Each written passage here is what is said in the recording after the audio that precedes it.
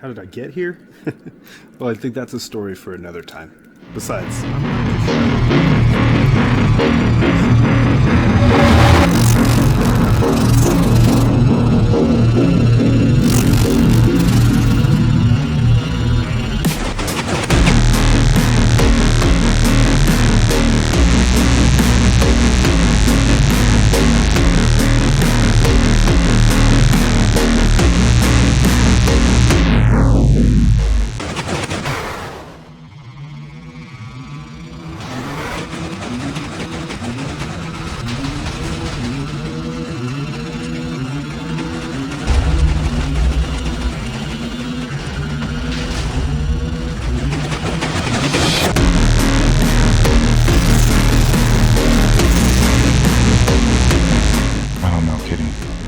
This rabbit hole gets pretty dark.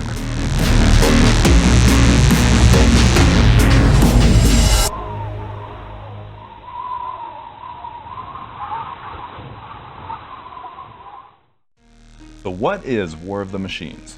I'm sure if you're new to the channel, at least within the past year, you may be unfamiliar with this title. War of the Machines is a series of short films I've been working on for the better part of 5 years. Filmed on my PlayStation 4, Volume 1 introduced our hero and set the stage for realistic robot fights in Minecraft. But War of the Machines didn't stick right away. It was actually underwhelming watching the views on the video practically sit still day by day, eventually letting go of the idea almost altogether. I even remember having a much darker idea for Volume 2 if the first volume ever had gone anywhere, but felt it would be maybe too dark, too fast. Then one day, as I was building a brand new 2-directional flying fortress, an idea hit me to make the fortress a part of a forest. And as soon as I did, I asked myself, you know it would be really cool if this thing fought Galactus. No wait, 2 Galactus.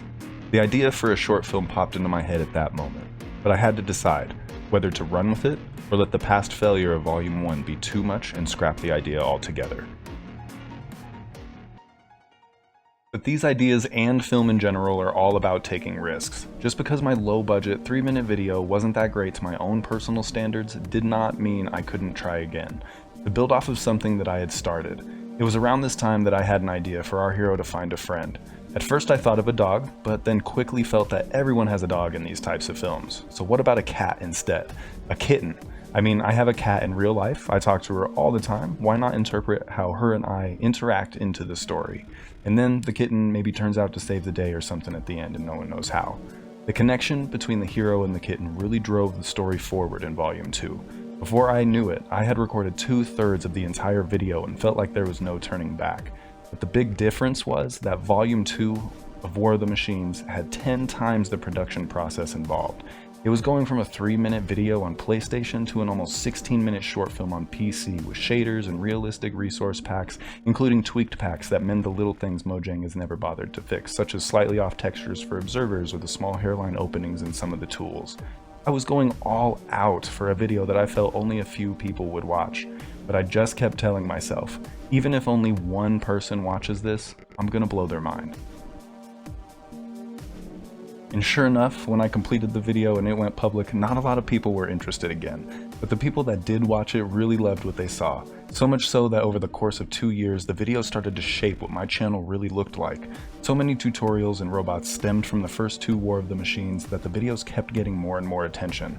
And to be honest, Volume 2 surpassed all expectations and is my personal favorite video on the channel, still to this day. Ask anyone that comments on it or about it, I just about talked their ear off. Hold that thought. Change of plans. We're going immediately to Plan C. Plan A, well, is on fire. Probably shouldn't have made it out of wood. As for Plan B, I don't think this is just gonna blow over.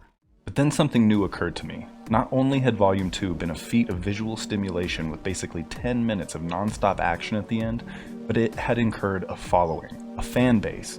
It went from an idea to people posting all of their own theories about where our heroes were going to go next, what was going to happen, and what could possibly be on the other side of the portals. So it was only a matter of time until I got the one comment I had been waiting for. I can't wait for Volume 3.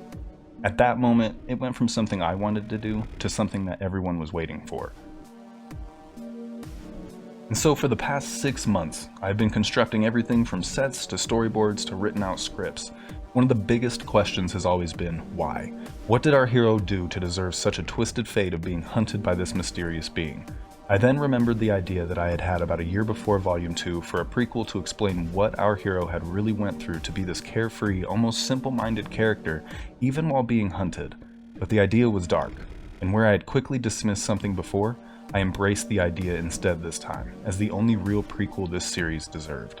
I feel I knew I wanted to take this route from the very beginning as well, because I very subtly in Volume 2 set up the rest of the series and no one even seemed to notice.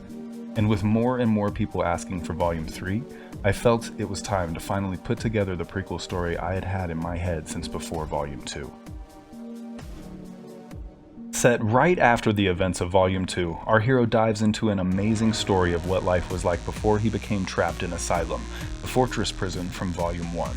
Recounting his days of living in a post-apocalyptic world where there was no world left to mine for resources, let alone grass to grow food on, our hero recites his tale to his feline companion of a time when he was older and of an arena meant for fun and exciting holographically projected robot battles being used as a life-or-death battle coliseum for the fate of a dying world.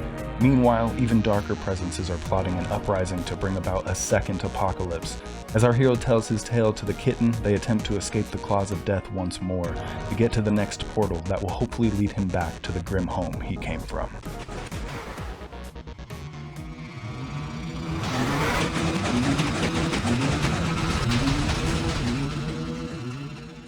And some honorable mentions, just because I've been heavily using their likeness or used a certain building style while developing the fields for the arena, are some builds you may recognize.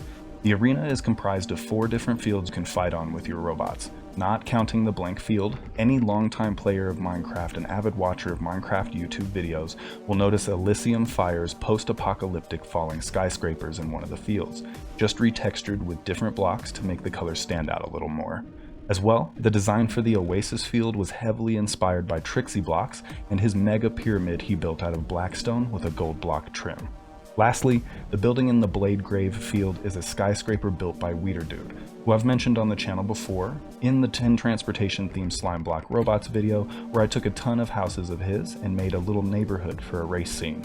Links to all of these channels and that video can be found in the description.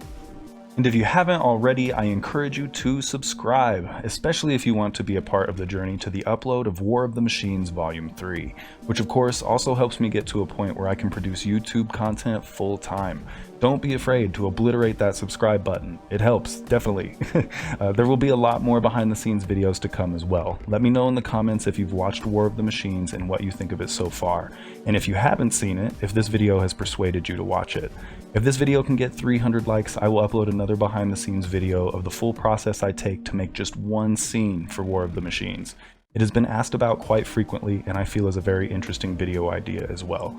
So don't forget to like and subscribe if you'd enjoy seeing something like that as well. I hope everyone enjoyed my story of how War of the Machines came to be. This video is definitely different but gives you a little more backstory on the person I am in real life, which I feel I don't really have a lot of on the channel. All in all, thank you to everyone so much who watched. It means more to me than you will ever know. Still have no idea what I'm talking about? Then I encourage you to check out my War of the Machines playlist and watch it from Volume 1 forward. Or if you'd like to see what my channel thinks is best for the viewer, I encourage you to check out the second option.